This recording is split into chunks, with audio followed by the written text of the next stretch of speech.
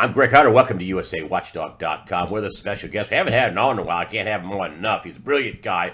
He's a PhD in infectious diseases. I hope I'm getting that right. He also is co-founder of peakprosperity.com along with Adam Taggart, who I don't interview, but man, he's a brilliant guy. I just want to say that. Adam Taggart's a brilliant guy, and you have bigger name recognition. So he always says, let's go with Chris. And so, anyway, Chris Martenson, thanks for joining us today on USAWatchdog.com. Thanks, Greg. Always a pleasure to be here with you, all your followers and listeners. Well, listen, I just wanted to start with whether the article you wrote was, you're not a doomsday guy. You're about peak prosperity.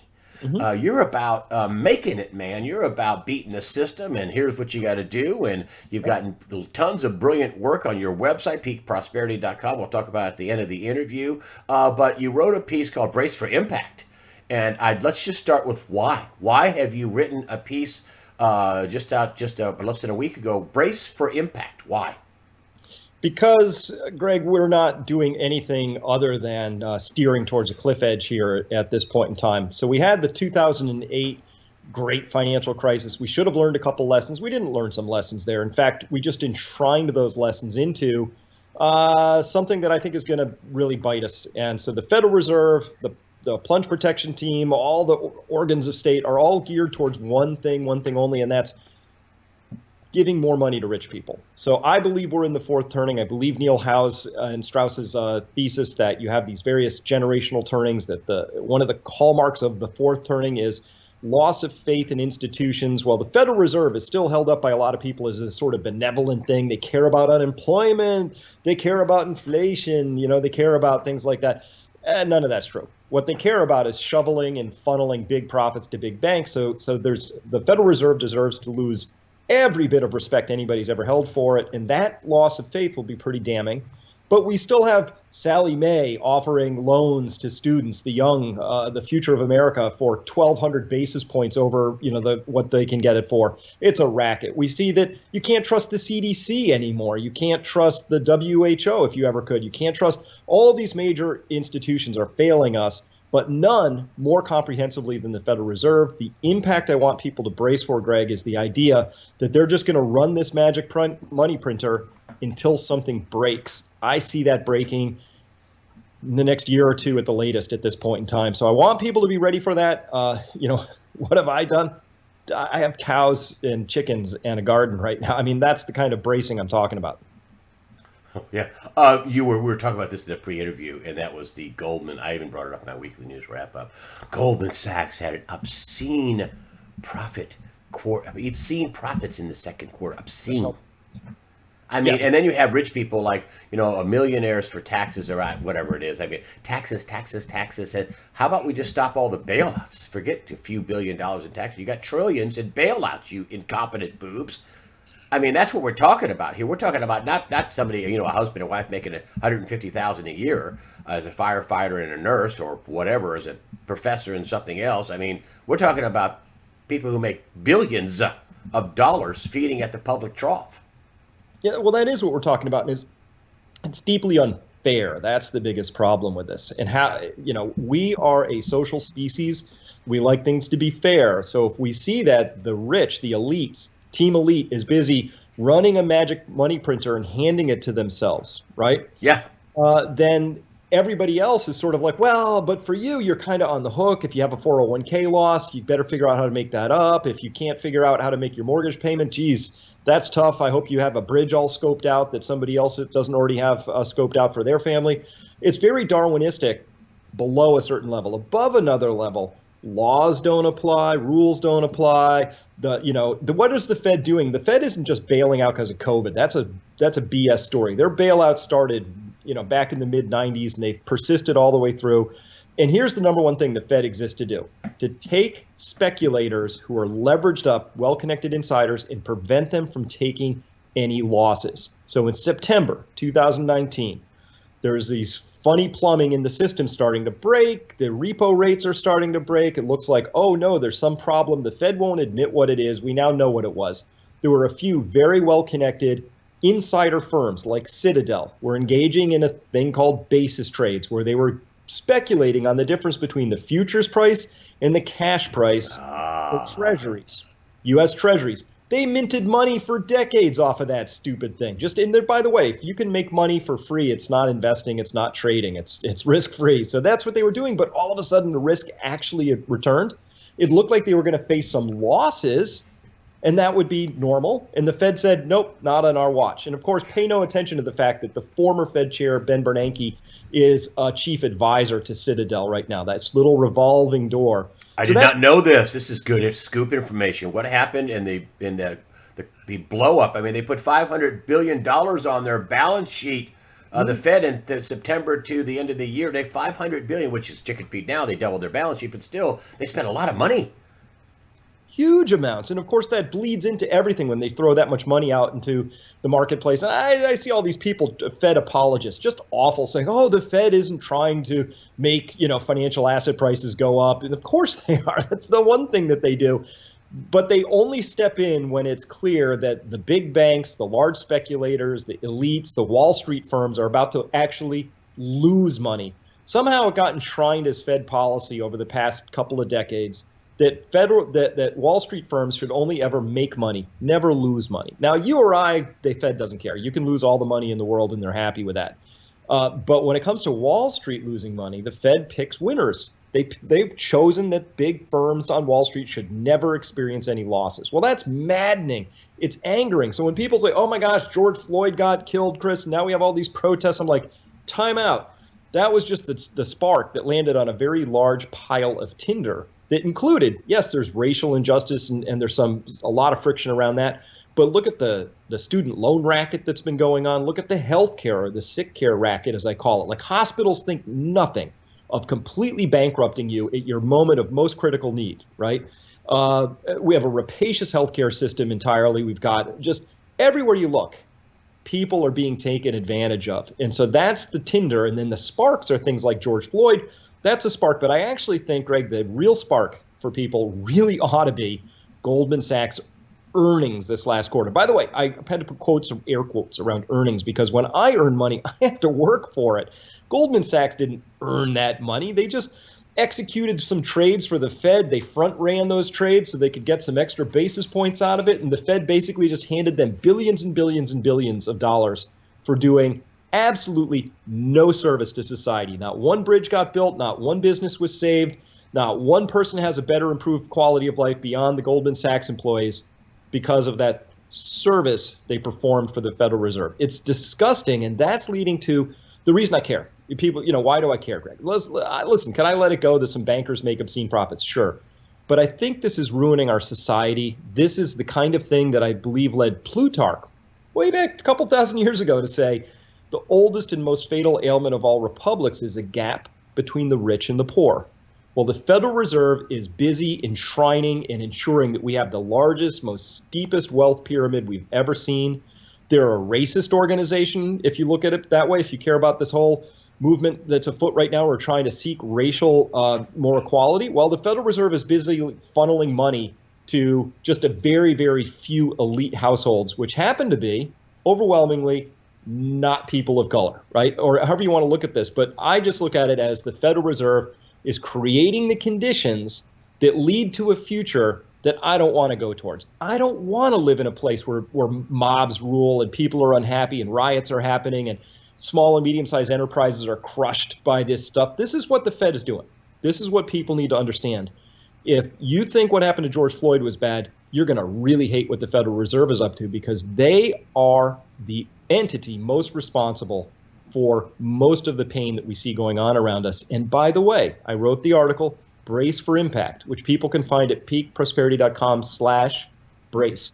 I wrote that because this trend I see happening right now is accelerating. It's not slowing down. There are no signs that Team Elite is going to say, we've taken enough, an unfair, $30 billion in Wall Street earnings this quarter is plenty. Let's start reversing any of that. No, Greg, they're going to keep doing what they do, and they won't stop until something breaks. And that's what I think people need to brace for. What we did away with the Graham-Bliley-Leach Act, which basically effectively took away the Glass-Steagall Act, which separated investment banks from commercial banks, right? And so what we effectively did was we built too big to fail. People, how do you fix capitalism? Bring back bankruptcy. If when people like Warren Buffett, that little incompetent fool idiot that required a government bailout and still getting one in 2020, when they don't have to take losses and go bankrupt, then that's a problem. Bring back bankruptcy. Why do we feel like rich people can never go bankrupt? I don't get that. I can. You can. Plenty of other people can. Yep. No, Greg, people say, oh my gosh, if certain people get elected, we might get socialism. Like, we already have socialism. For the few. Right? We have socialism for the rich, right? For the very rich, the 0.0001. And we've had this for a decade or more now. Remember, I think you and I were talking about this back in, I'll pick a number, 2012 or something, where you noted things like, oh, JP Morgan's proprietary trading desk was reporting that they had 0 days with losses, right? That's not trading. Trading involves risk. Capitalism involves risk. That is fundamentally the heart of capitalism. Capitalism is, you accumulate capital, you put it at risk, and you try and dare new things, and you create new things, right? That's part of it. When you have 0 days of losses, that means, by definition, there's 0 risk. That ain't capitalism. It isn't trading, right? And that's the system we have, where somehow that got enshrined as official policy that Wall Street should experience outsized returns, no risk, and never any losses, right? And that's what the Federal Reserve is defending. And that's what we really need to have a conversation about. That's what our congressmen ought to be on about. That's what our senators ought to be on about. But they always ask these stupid questions when they have their Humphrey Hawkins, you get the Fed officials up. They're like, well, Jerome Powell, how amazing is the Fed doing this lately? Are they doing super amazing or double super amazing? Just stupid fluff stuff. When the reality is, the Federal Reserve is crushing everybody under the 0.1% class. And that's not a direction I think we should go without a pretty robust conversation, right? And it's a mystery to me why we can't have that conversation, except in places like your channel and on mine. So how bad do you think this is gonna be? I had a friend of mine call me and says, I was looking into one of these, bulletproof vests. He said, "Do you realize that it's 6 weeks to deliver one?" Mm-hmm. Excuse me, 6 weeks. Another same guy says, "I also was looking at these shields. They'll stop a big heavy round." Yes. He says, one company said, we had 62 orders in. This is just for people. This is just for regular people to hold up their phone. We had 62 orders in 5 hours for a shield that'll stop a 223. Okay. I mean, it's 25 inches long or something like that. He says. I said, "You're kidding me." He says, "No, 90 days at least. We don't even know when we can deliver it." That's what people are doing. People are freaking. They don't exactly know why it's breaking. You laid it out with the Federal Reserve, and nobody can go under. Or they've seen profits, and you're a smart guy. But people just know at the grassroots level, they know something's wrong, right? That's right. People know things are wrong, and that's perfectly okay. Listen, whether you came to this because you studied, the Federal Reserve workings in detail, or you just have a feeling in your gut that something's wrong, you're right, right? So I applaud any direction people get to it at. And by the way, a year ago, I wrote an article that's looking pretty prescient. It was about how I thought there was going to be one of the largest back to the land movements in history, bigger than the 1870 Oklahoma land rush, bigger than the hippies, in the 60s. And it was going to really be rooted in the idea that people were going to discover that cities were not places they wanted to live, and that not if, but when our monetary system really started to break, because Team Elite can't think of anything else to do besides print more money. It's like, what else are we going to do? Take losses, right? So with that, people will suddenly realize what real value is. And I've been preaching this at Peak Prosperity for, 12 years now. Hard assets. That's your actual salvation. I can't do anything about Fed printing, but I can avoid some of what's going to happen because I don't keep my money in Federal Reserve notes, right? I keep it in gold, I keep it in silver, I have it in land, I have it in food production. So anyway, my prediction was, hey, we're going to see this back to the land movement. And I wanted people to understand that if you wanted to buy a place out in the country, like have your place in the city, but maybe have one in the country too, you wanted to get on that early, right? And that's what I fundamentally try and do, is get people aware of these trends before they get started. I didn't know COVID was coming along, but it came along and just put steroids on that particular piece of thinking. And now I've got all these anecdotes from people I know in Vermont, Massachusetts. I live in New England. So all around me who are saying, wow, every house is being snapped up. There isn't any land. People are had their summer place, but now they're insulating it because they used to just come up for the summer from Boston, but now they think they want to stay here. All this stuff is happening. So we're already seeing that flight from the cities. And that's just involving a fraction of a percent of the people, Greg. And I'm convinced that when you even got that to say 1% of the people said, I'd like to go out, not in, then we're going to see that, basically it's going to be very, very difficult to find that place in the country you always wanted without going really far out into the countryside. So we've been watching that unfold for a while. I think that trend has just started and it's going Wow. to continue for a long time because people are going to default to control. I would like to control my future a little bit. I want to make sure that my stored wealth doesn't go to zero. Great. That's where gold and silver come in. I would like to know where some of my food comes. Not all of it, but just a little bit. Great. That's where having some land and doing a little gardening comes in. I would like to know who my neighbors are so that I'm not surrounded by strangers who might form a mob against me. Great. That's where building your social capital in a more less densely populated area comes in. So all these things we've been talking about at Peak Prosperity for 12 years now are now in play. And that's really why I wrote that Brace for Impact article, was to sort of lay out that larger architecture so people could see it.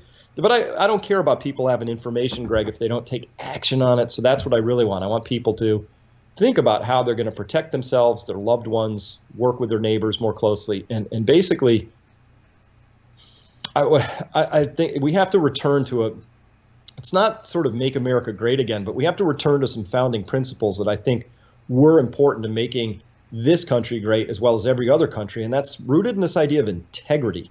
There has to be integrity in this, that I care about you and you care about me on some fundamental level. It's not all greedy, me, right? Which is what Wall Street, what the Federal Reserve is all about. It's just grotesque, money grabbing greed, right?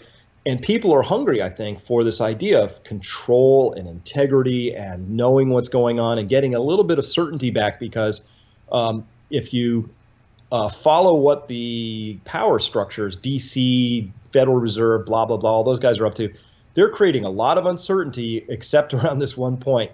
They're pretty much going to screw things up for most everybody while they grab what they can for themselves.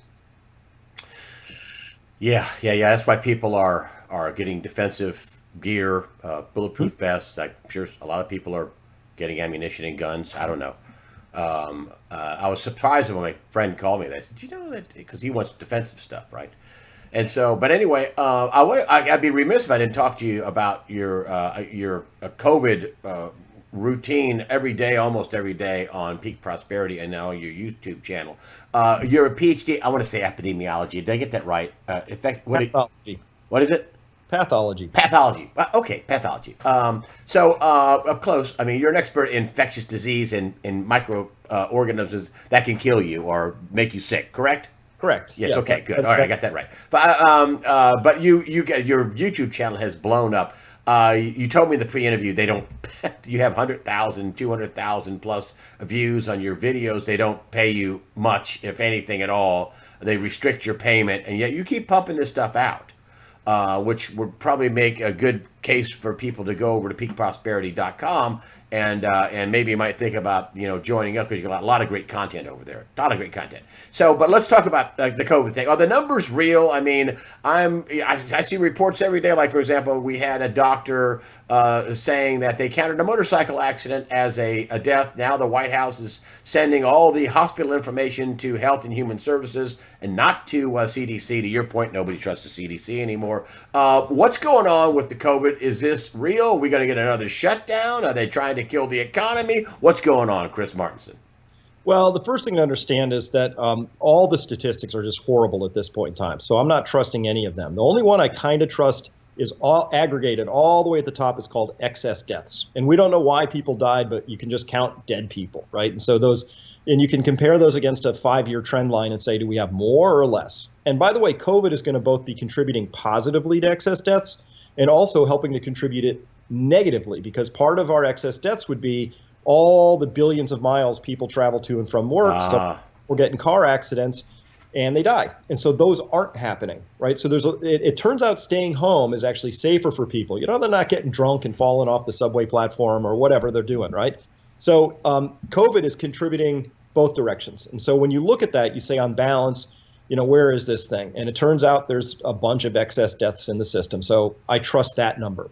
Underneath that, there's reasons for hospitals to be incentivized to declare people as COVID. There's a monetary payment around that. There's reasons some places would like to underreport. It's a mess, right? But beyond just the deaths, though, I think there's too much focus on just the mortality. So a lot of what I'm covering for people is that this is a novel coronavirus. Personal opinion, you force me to put money on the table. I'm putting it on. This came out of a lab. It was a gain of function experiment that went bad. Maybe it escaped. Maybe somebody released it. I won't speculate. But I will tell you that based on the genetics of this thing, it looks like somebody was fiddling around with viruses, okay? And because of that, here's the most critical thing people need to know. This is unlike any other virus we've seen, and here's one critical way. Most viruses have a single way to get into a single type of cells. So when you get an influenza, an H1N1, for instance, or something like that, it's coming into your airway cells because it has a key that allows it to jimmy a lock and get into some of your cells, right? SARS-CoV-2 doesn't have one set of keys. It has at least 3 sets of keys. It's breaking in through the ACE2 receptor. That gets it into your nose. That's why people lose that sense of smell, possibly. It's coming in through your lungs, all that other stuff, right? It also can get in through a receptor called CD147, which means it's getting into your white blood cells directly. And we don't know what kind of mayhem is being caused by that, still being unraveled. It also gets in through something called the neuropilin-1 receptor, which means possibly as well it's also getting into the neural tissue directly. So this is unlike anything we've seen. The second thing is that we are now finding out that people who had mild cases, right, treated at home, never went to the hospital, a lot of them are now showing up, and we're seeing that they have abnormal lung scans, they have abnormal heart scans, some of them have long-lasting kidney damage, some of them have certain neurological things that we don't know if it's permanent. We don't know yet, too novel. But I will tell you this, that people are, if to the extent anybody's saying, well, most people, nothing happens to them. That's not the case, Greg. A lot of people too many are showing up with what we think might be, and I hate to put it this way, but it could be lifelong impairment of heart function, lung function, kidney function, brain function. So when you have those 4, big major organs being assaulted like that, this is unlike any virus we've faced before. I think that adds to the, hey, this came out of a lab sort of a story, because no other species we know about has this virus attack its cells as aggressively as it does humans. It's called, there's a binding affinity. So this virus has a higher binding affinity for human cells than for any other species out there. Hard to imagine how that came out naturally, right? To give one example, SARS, classic SARS, the first one that came out in 2003, it has a binding affinity for human ACE2 receptors that's 1,000 times lower than that of SARS-CoV-2. This one we're dealing with, it leads to COVID-19. COVID-19, yeah. Yeah. So when we look at all of that, I just want people to be cautious in saying you can't compare this to other viruses. You should. I think until we know more, it's perfectly appropriate for people to say, maybe I'm rationalizing, but here's my view. I don't want this thing. Until we learn more, until we have more effective treatments, until the pharma industry releases its chokehold from all these other effective treatments that may or may not work, but we got to get the right test done. Until I see a really effective vaccine that's gone through proper testing, and by the way, a lot of other people have already taken it before me. I want to see really big, robust trials. Before we get to any of that stuff, I'm going to say the wisest course of action is to not get it in the first place, right? And so hundreds and thousands of stories out there of young people, 20s, 30s, 40s, 50s, lives either shortened or really distressed and damaged by exposure to this. And we don't know why. Some people it just doesn't really affect at all. Others it really wallops. We're learning more all the time, but that's the message I've been trying to get to people is what's the data, what's the science, what do we know, what do we not know? And by the way, just to toot my own horn, I don't know if there's only a few channels out there besides mine, all of them not in mainstream media, that are going into this level of detail because people need to know that. So you can decide for yourself, I'll take that risk. I won't take that risk, right? But the media's done a really horrible job all the way they've lied. Nowhere worse than hydroxychloroquine.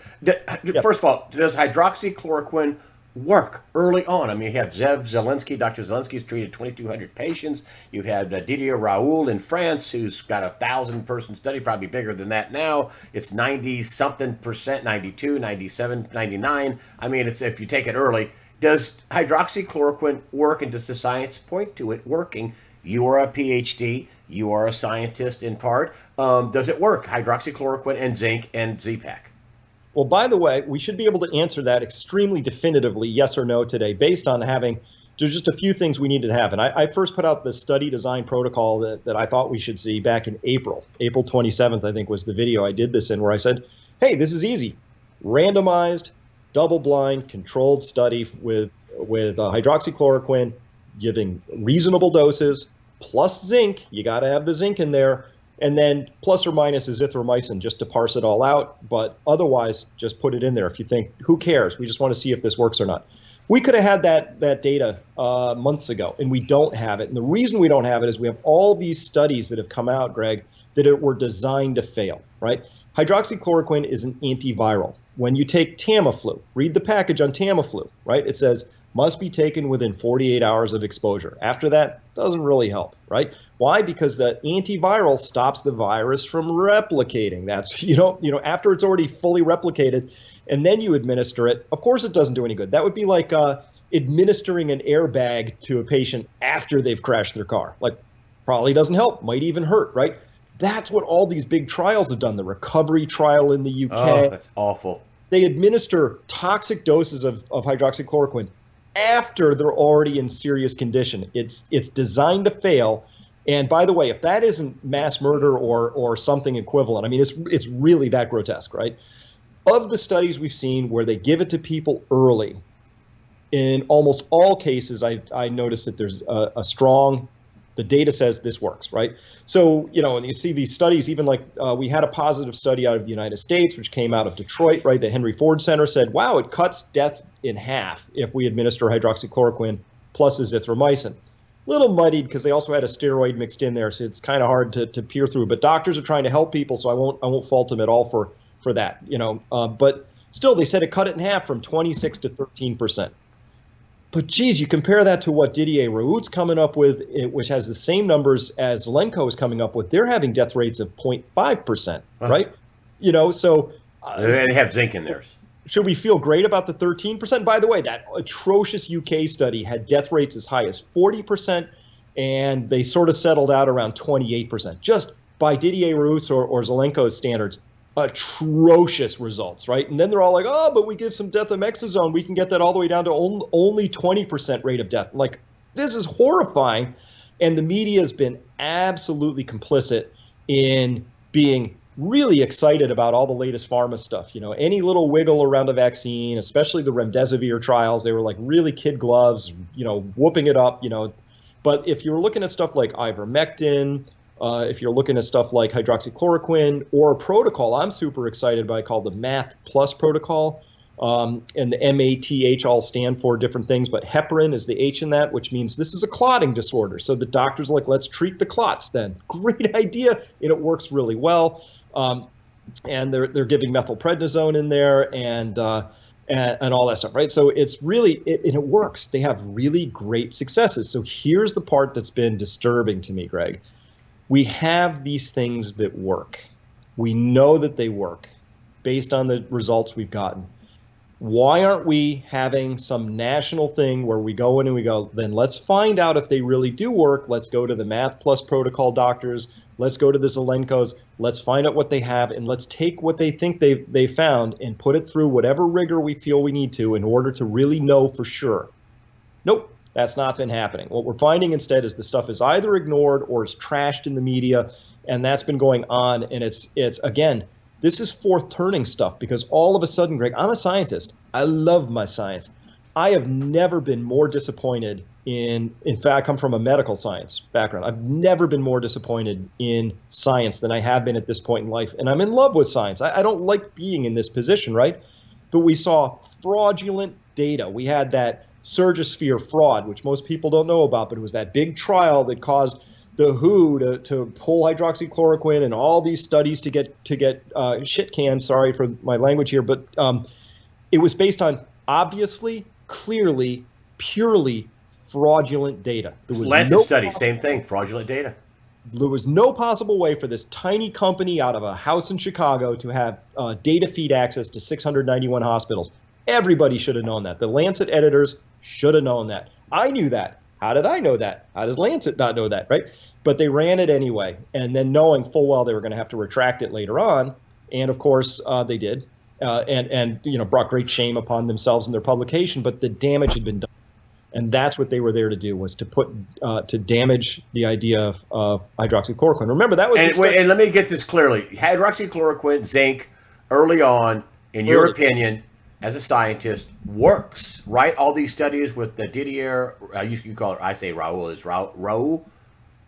I'm just thinking. Raoul, whatever. Yeah, the guy in France. And also all these other 2,200 people with Dr. Zelensky. All this stuff, all this data, there's also I think the Association of Physicians also came out, multiple countries here. So hydroxychloroquine and zinc works, no question, early on. Is that your statement? That's the data I see, but here's the easiest way to think about this. It's a really safe compound. We've been given tens of millions of doses per year for 70 years. Billions of doses have been recorded. 3 years ago, when the WHO did a big retrospective study, they said, how many people can we point to that definitively died from a heart failure because they were on this thing? And the answer was 0. Oh, that's evil. Yeah. I mean, the press, by what they're doing, I mean, they got blood on their hands. I mean, they basically come out and said it doesn't work. CNN has come out and said it doesn't work. Right. It's awful. But here's the thing. It's exceedingly safe. And so the downside is 0, but it might provide some benefit. So it has at least some upside. And by the way, they're like, oh, but it could be risky. I'm like, what's riskier than dying on a vent because your lungs shut down? That feels pretty risky to me. I don't know. Right. Yeah. So to me, if there's literally no downside, but there's plenty of possible upside, including not dying, why wouldn't you do that? Same thing for ivermectin. Same thing there's a whole variety of things out there, like this whole idea of methylprednisone. Super cheap, off patent, 10 cents a pill kind of stuff.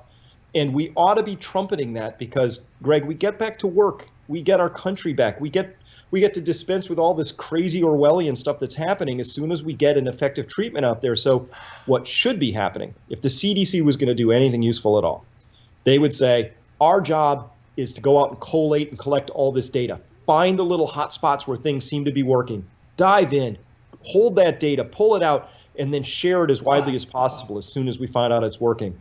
Instead, we see that these doctors out of the Eastern Virginia medical establishment, they came up with this Math Plus protocol, and they're working as hard as they can to publicize that, but they're also treating patients. Why is that up to them? If you're going to have a national apparatus that's allegedly about health, they should be out finding what improves health the most, and the doctors should be doctoring, and we have these big, hugely funded national entities like the CDC that ought to be out gathering that data and sharing it, right? That's how I think that ought to be set up, right?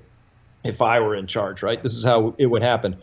But we're not seeing that. And by the way, the press does, I think, have blood on its hands at this point for failing to take a neutral position on this stuff. Pull in people, if you don't have the expertise as journalists, pull somebody in who can explain it to you. This is a good trial. Here's why. This is a bad trial. Here's why. Here's what we can say. Here's what we can't say. And help that collating process and help share the stuff that really works. And, as much like right now, I bet you today. They've been trashing it. I mean, it's awful. They've been trashing it. And the CDC has been giving them cover, Dr. Fauci. I mean, it's just awful. I mean, what they're doing is, they're lying about the numbers. I mean, they just had all the numbers taken away from them by the White House, which should have happened a long time ago. I mean, are the people that taxpayers pay to help them, the Centers for Disease Control, are a bunch of weasels that want people to die? Who knows what their motivation is, but look, for what they're doing, people are dying. Yes, and here's the thing. Even if you get a vaccine, right? What ultimately happens is the vaccine works with your body to tune your body up so that your body ends up fighting this thing off. Nobody gets better from COVID. Nobody fights off SARS-CoV-2 because of some magic pill. It's because the magic pill allowed your body enough time and resources to do what it does anyway. Our bodies are fighting off disease all the time.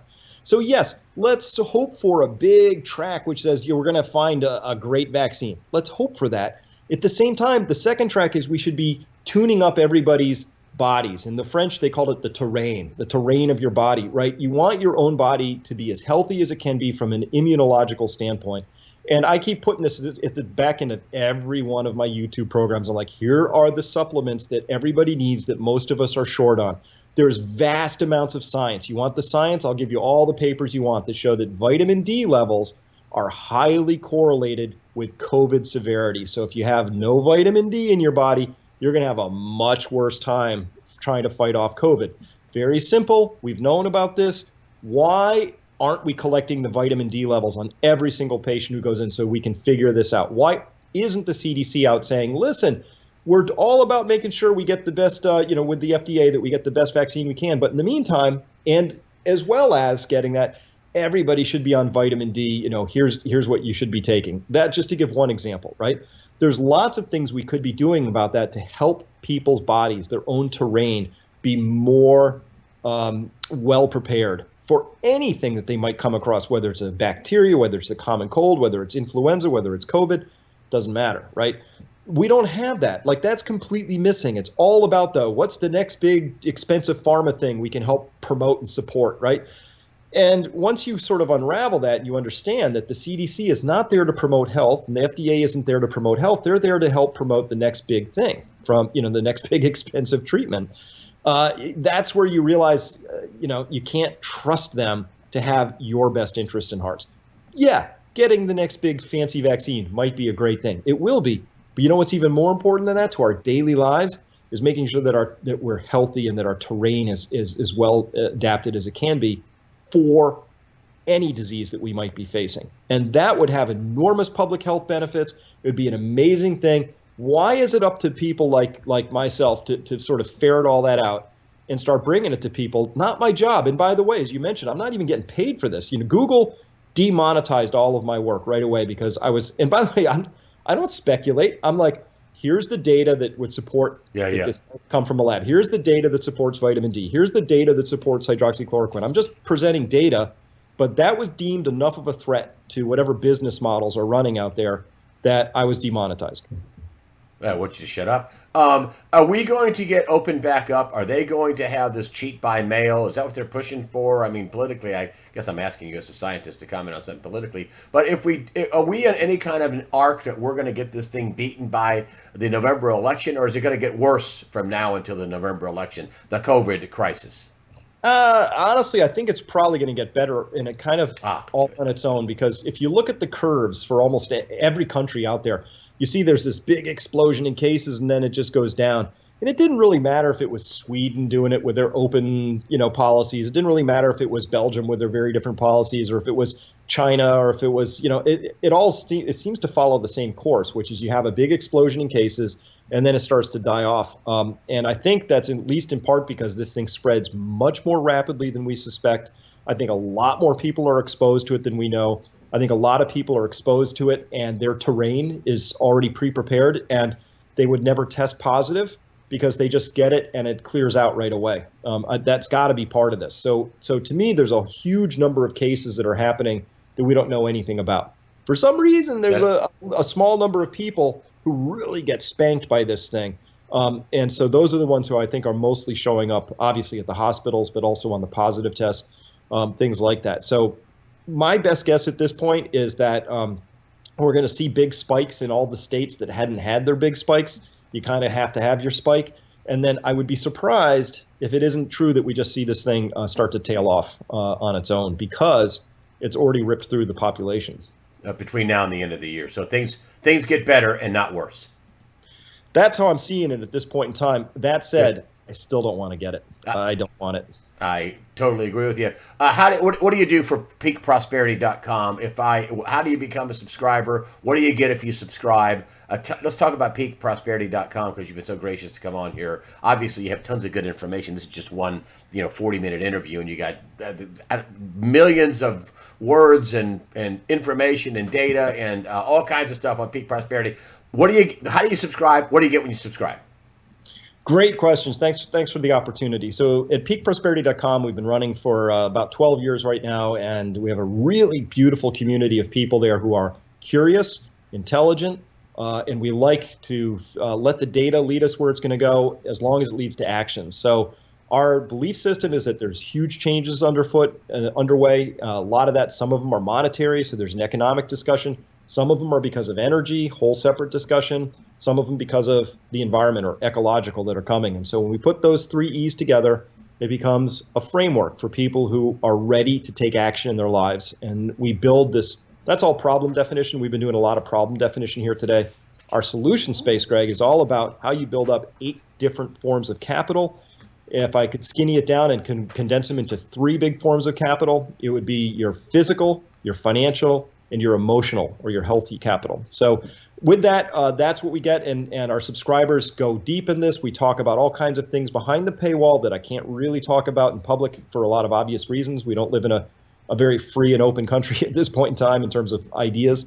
So we have a much more wide-ranging conversation. But mostly people are asking, what should I do? How do I do it? We learn from each other, and I'm just really honored to be able to be the figurehead that has those conversations held at his site. And Adam Taggart and I, we've just assembled the greatest group of people, we think, who are very interested in figuring out what they can do for themselves and also to really help the larger story for everybody, for all of us. So that's what Peak Prosperity is. Come on by. Most of our information's free, and people can find that at peakprosperity.com. And if you want to join, lots of ways you can click buttons and find them, but it would be peakprosperity.com/enroll. I'll put the enrollment on. And are there different levels of enrollment or just one? Just one. Okay. Yeah. Good. Okay. I saw this headline saying, a couple of people with gas masks on, and it says, the preppers are now laughing their asses off.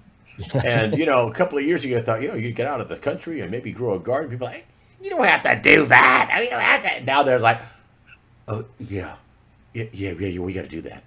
I mean, and you've been way ahead of the curve. You and Adam Taggart have been way ahead of the curve, man. And, there's, and I like the way you don't just do a financial look at it. You got the whole, equity as a tractor, equity as a garden, equity as I always say equity as a car title. I mean, there's all kinds of things that you could have that is important. Anyway, Chris Martenson, I'll put up all the links for peakprosperity.com. Lots of free information there. Also your sign up page, peakprosperity.com. Chris Martenson, thanks for coming on and talking about what you do and giving us real information about the COVID thing. Thank you very much for joining us today on USAWatchdog.com. Greg, always a pleasure. Thanks again. All right.